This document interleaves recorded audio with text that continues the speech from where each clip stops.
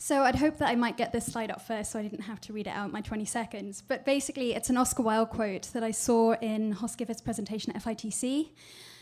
Basically, if you want to be a grosser general politician or judge, you will invariably become it, and that is your punishment. If you never know what you want to be, if you live each day as it comes, if you want to live the artistic life, then that will basically be your reward. I shouldn't have started with such a long quote. Basically, as a digital strategist, my job is to extract simplicity out of complexity. I started work as a digital strategist probably go back about 4 years, when we just needed digital strategists. Now you have content strategists, mobile strategists, social strategists. I guess my kind of approach to my work is this kind of map. I'm focused on the human experience by just keeping my aperture quite broad and just seeing what's out there. And I think particularly with this British accent and this move to Toronto. So essentially when I look back, I'm moving from the city of Edinburgh to the city of Toronto. I've moved from a culture of permanence to a culture of transition. At least that's how it feels to me. Edinburgh being a historic city and Toronto being a city of immigrants. So this is the move that I've done. So crossing 1,400 or sort of 5,000 kilometers from Scotland to Toronto, and then I'm moving to Nova Scotia next week, another 1,400 kilometers. Essentially, this man touching the wall in the middle was my Truman Show kind of motivation, that basically I felt I had to move off the island and explore somewhere bigger. Asking people what they look for in Toronto in terms of recruitment, I had an agency that said they look for T-shaped people, having both that breadth of experience but also that deep specialism. Because of my broad eclectic background, I was told that I wasn't very much of a pedigree planner, hence the mongrel on the skateboard. Toronto for me I suppose there's been an element of the school of hard knocks to it. I think I've learned a lot. I've worked at different agencies. I think Canada has this reputation for being super friendly, which it is, but you have to work very hard when you get here. I've spoken to lots of people about what strategy is about. I guess there's been a big debate about specialists versus generalists. Generalists, specialists, and of course the polymath here, with some discussion over whether the era of the polymath is over, because the bar is so high now for research. I guess lots of people saying they recruit an open mind and they recruit the rebellious spirit. I suppose I've put this here because I'd like to see that reflected in more job descriptions.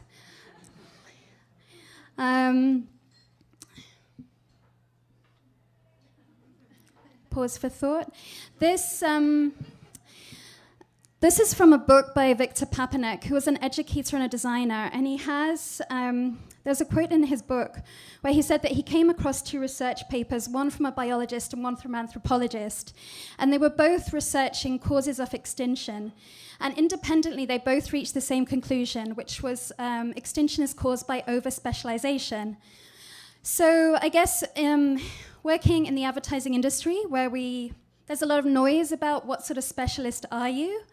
I guess I'm raising the point that I think there's a good argument for being a generalist.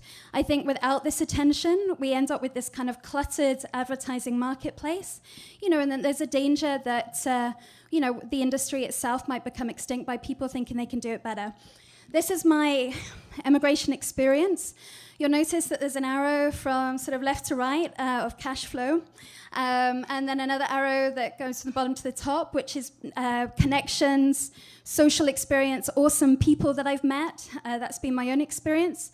I guess some of the challenges that I've faced in the advertising industry, I have balanced by joining lots of meetups. I've joined 41.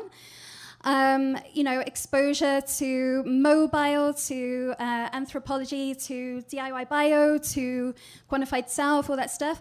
I also believe in being actively involved, learning by doing.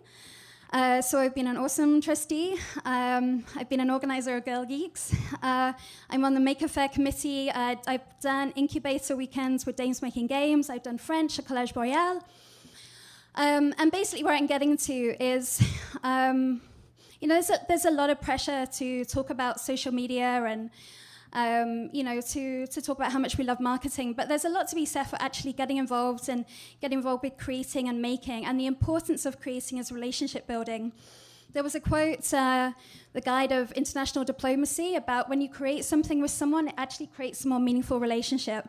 Another quote from Mozilla, moving from a culture of consuming to a culture of creating, that we all have a responsibility to evolve and protect the web, that we learn more effectively by learning and doing, that we get a deeper understanding that way. I guess I met an agency, a boutique agency, a few weeks ago who were talking about pursuing the path of the alpha geek. I think there's a lot of scope for also pursuing the path of the alpha artist. I get the learning to code argument. I get that we should be watching Twitter. I think that we should get over being first and focus on being better.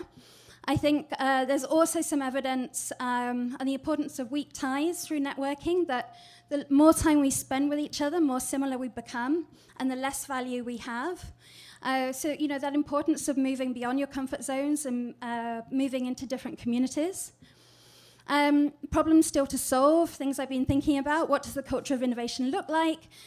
Being entrepreneurial versus being an entrepreneur, sharing ideas, not being afraid of people copying, making sure everyone contributes, digital has a legacy, play for grown-ups, and also in these kind of social environments, just leaving time to focus on our own projects as well. In terms of my learnings, do what you love and be amazing at it. Don't just accept a job. Surround yourself with positive people, I think very important. Be open to everything, but expect nothing. Perhaps a little cynical. And basically define your own projects.